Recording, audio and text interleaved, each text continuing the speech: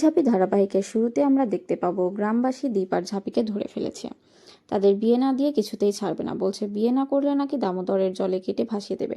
তো ঝাঁপি আর দীপ পড়ে গেছে বিপদে। এদিকে গ্রামবাসীরই বা কি দোষ? রনিত যা বলেছে তাই তো করছে, শুধু ছেলে গেছে পাল্টে, রনিতের পরিবর্তে হয়ে গেছে দীপ।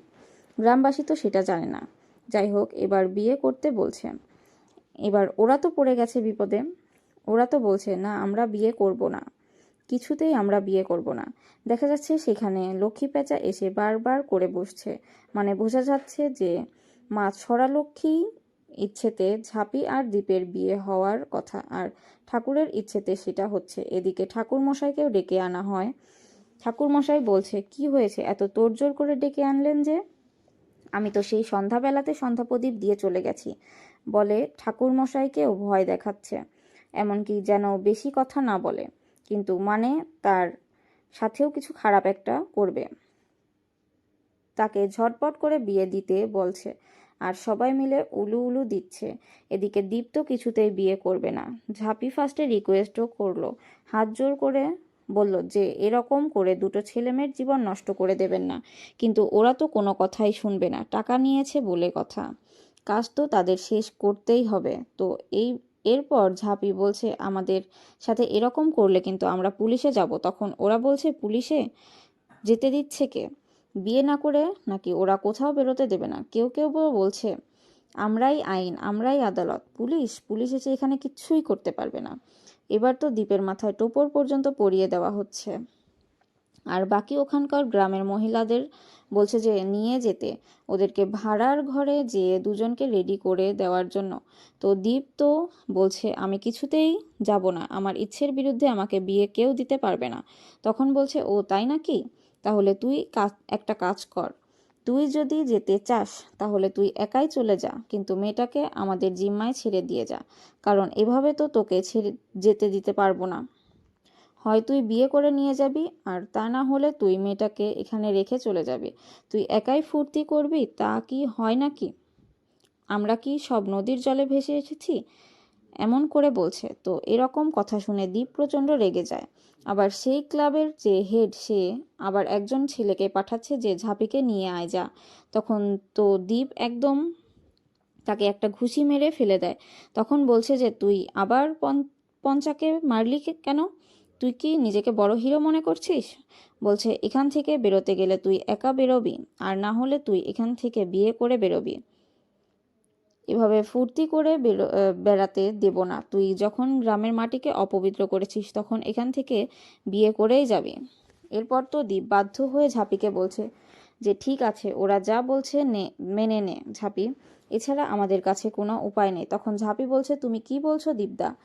হ্যাঁ, বলে হ্যাঁ রে, এখান থেকে বেরোতে গেলে একটাই রাস্তা, কিছু করার নেই। এই বলে বলছে, ঠিক আছে, আপনারা যা বলছেন তাই হবে। তখন ঝাঁপি আর দীপকে একদম সবাই মিলে নিয়ে যাচ্ছে রেডি করাবে বলে। এবার দুজনকে রেডি করে নিয়ে আনাও হয়ে যায়, একদম বর বউয়ের মতো করে সুন্দর করে ধুতি পাঞ্জাবি পরিয়ে, আর ঝাঁপিকে লাল বেনারসি পরিয়ে সাজিয়ে গুজিয়ে একবারে নিয়ে আনা হয়। এই ক্লাবের সেই মেন যে লোক, সে বলছে প্রপার বিয়ে হবে, একদম প্রপার বিয়ে, যেমন করে রনিত বলে গেছে, একদম ঠিকঠাকভাবে যাতে বিয়েটা হয়, ঠিক সেইভাবে বিয়েটা হচ্ছে। মালা বদল করার সময় দীপ ঝাঁপি, আর ঝাঁপি দীপকে দেখতেই আছে। 7 পাক ঘোরার সময় ঝাঁপি মনে মনে বলছে যে তোমার সাথে বিয়ে করার স্বপ্ন তো আমি 5 বছর আগে থেকেই দেখেছি দীপদা, কিন্তু সেই স্বপ্নটা যে এইভাবে পূরণ হবে সেটা কখনো ভাবতে পারিনি। বলছে যে তুমি তো আমাকে ভালোবেসে বিয়ে করছো না, এই বাধ্য হয়ে বিয়ে করার ভবিষ্যৎ কি কে জানে। মা ছড়াকে বলছে যে তুমি এসব কি করছো আমার সাথে। তারপর বলছে যে বাধ্য হয়ে বিয়ে হোক, আর যাই হোক না কেন, বিয়ে তো বিয়েই। বিয়েটা তো সত্যি অগ্নি সাক্ষী করে 7 পাক ঘুরে বিয়ে হচ্ছে, তাও কার সাথে?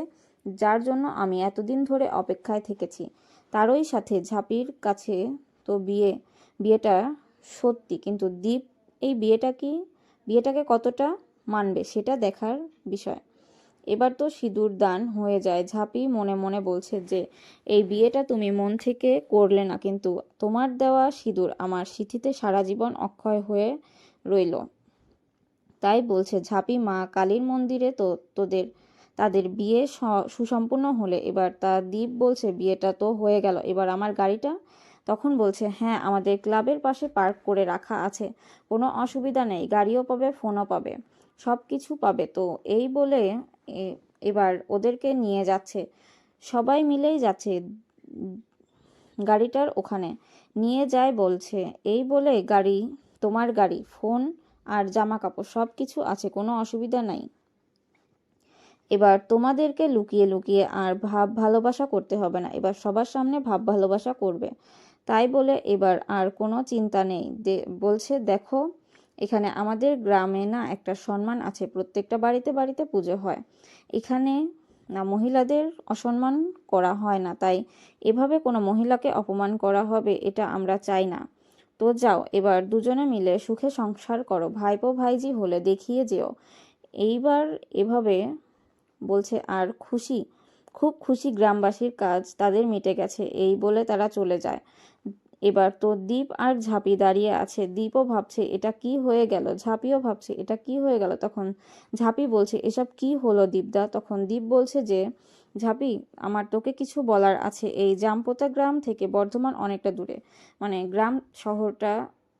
গ্রাম থেকে শহরটা অনেকটাই দূরে, সুতরাং এই গ্রামের খবর শহর অবধি পৌঁছাবে না, কেউ জানতে পারবে না, তাই তো এটা তুই একটা অ্যাক্সিডেন্ট মনে করে ভুলে যা, কারণ এটা যদি একবার জানাজানি হয় তাহলে আমাদের সবার জীবন ওলটপালট হয়ে যাবে, সমস্ত সম্পর্ক নষ্ট হয়ে যাবে।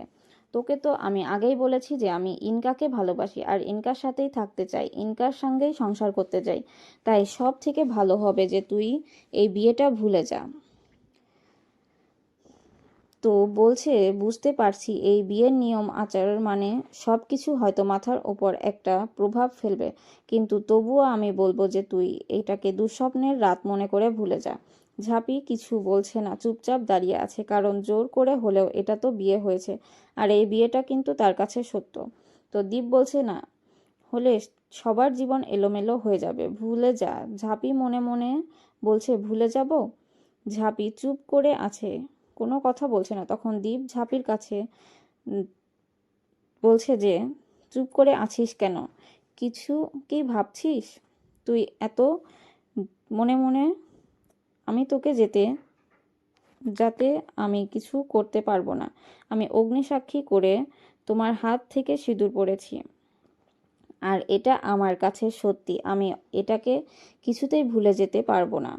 আমার বিয়ে হয়ে গেছে আর এটাই সত্যি, বলছে তোমার হাত থেকে সিঁদুর পড়েছি আমি, তাই এই বিয়েটাকে আমি কিছুতেই অস্বীকার করতে পারবো না। আর ওদিকে কিন্তু প্রশ্ন করেই যাচ্ছে যে কি হলো, তুই চুপ করে আছিস কেন, তুই বলবি না তোর কাউকে? ঝাঁপি বলছে তুমি এত ভয় পাচ্ছ কেন দীপদা, আমি তোমার কোনোদিনই কোনো ক্ষতি হোক এমন কিছু চাইবো না, এতদিনেও করিনি, সামনেও করব না। তুমি যেটাতে ভালো থাকো, তুমি যেটাতে সুখী থাকো, যেটাতে খুশি থাকো, আমি সবসময় সেটাই করব। তাই তুমি কোনো চিন্তা করো না, আমরা দুজন ছাড়া এই সত্য কেউ কোনোদিনও জানবে না। তখন দীপ বলে যাক, তুই আমাকে বাঁচালি, তাই এবার তো গাড়িতে উঠে বস।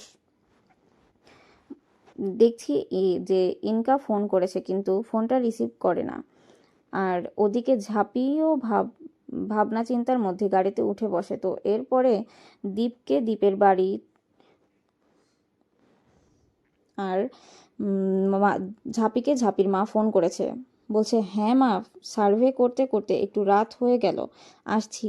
তো এরপর বলছে যে এইভাবে বাড়ি ফিরলে কি হবে দীপদা? দীপ বলছে সেই তো আমি তো না হয় রাস্তায় চেঞ্জ করে নিতে পারবো।